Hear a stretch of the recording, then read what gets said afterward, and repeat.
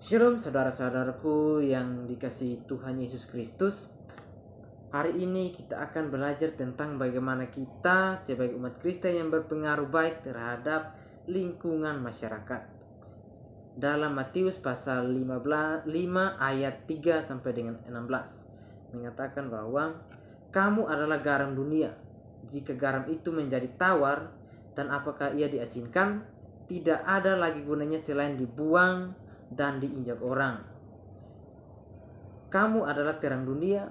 Kota yang terletak di atas gunung itu mungkin tersembunyi.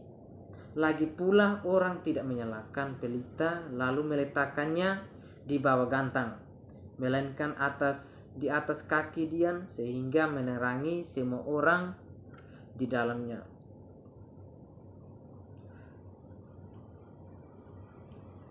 Demikianlah hendaknya terangmu bercahaya di depan semua orang, supaya mereka melihat perbuatanmu yang baik dan memuliakan Bapamu yang di surga.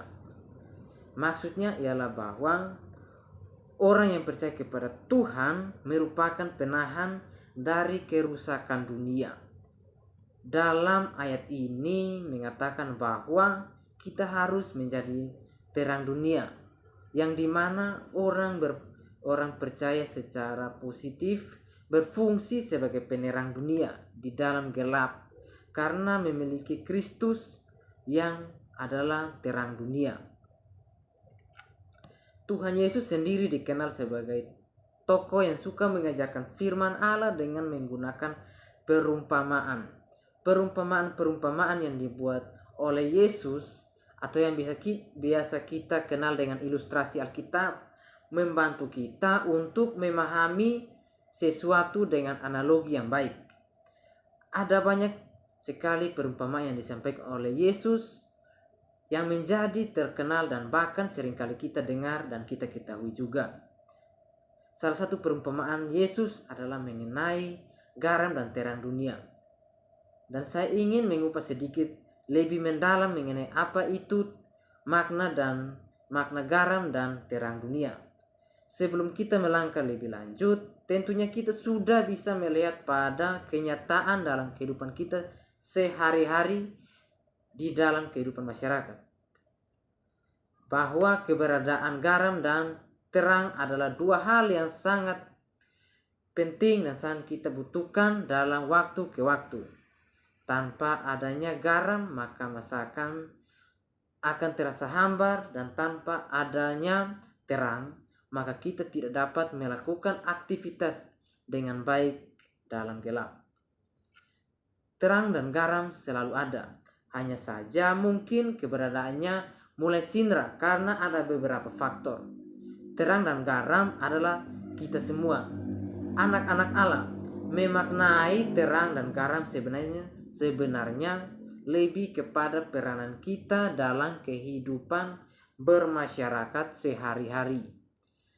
Dan berikut ini saya akan membahas mengenai makna garam dan terang dunia secara satu persatu.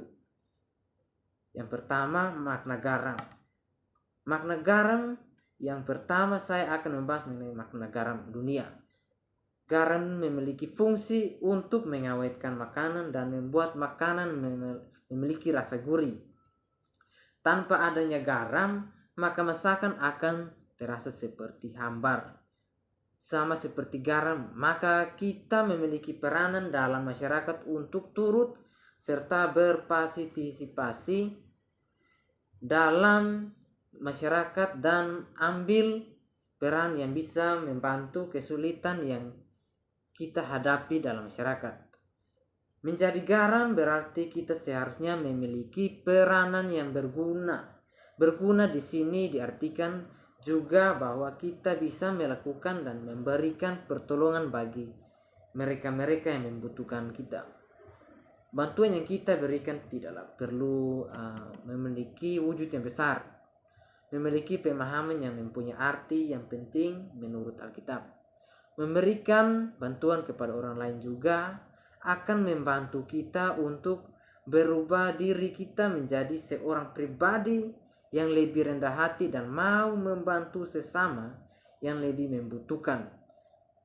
kita menjadi lebih peka dengan keadaan sekitar kita.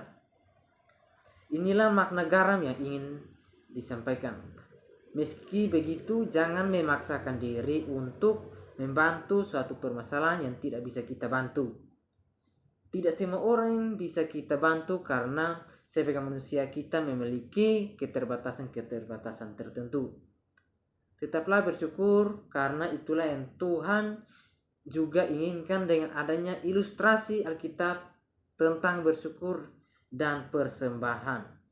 Tentunya dalam perjalanan kita di dalam masyarakat menjadi garam dunia bukanlah hanya hal yang mudah.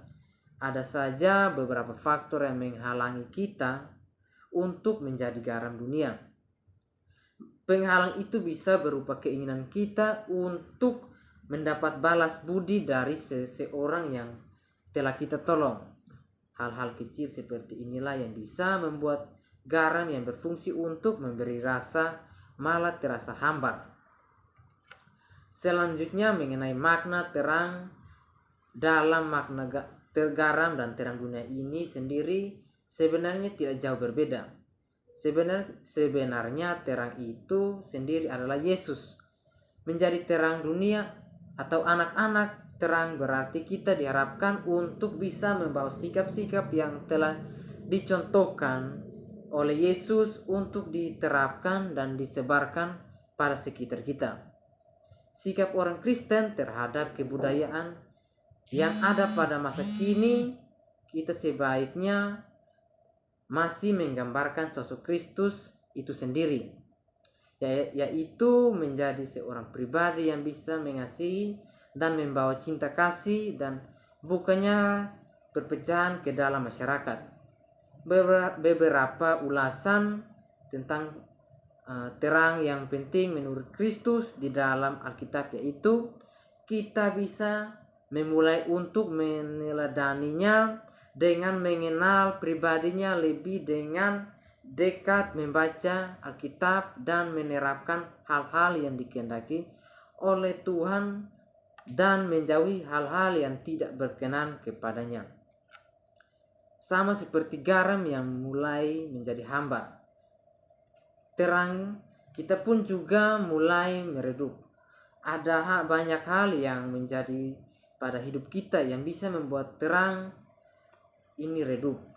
Misalnya saja, kita pernah berulang kali disakiti oleh orang lain sehingga kita sendiri tidak mampu percaya atau bahkan mengasihi orang lain. Yesus sendiri sudah menjadi contoh di mana ketika ia disiksa, dibenci, dan dijauhi oleh banyak orang, ia masih sanggup untuk mengampuni dan mendoakan mereka. Meski memang pada kenyataannya akan sangat menyakitkan hati, tetapi itulah kita. Karena kita merasa bahwa orang-orang di sekeliling kita tidak memiliki kasih, maka kita harus berusaha untuk menjadi kasih.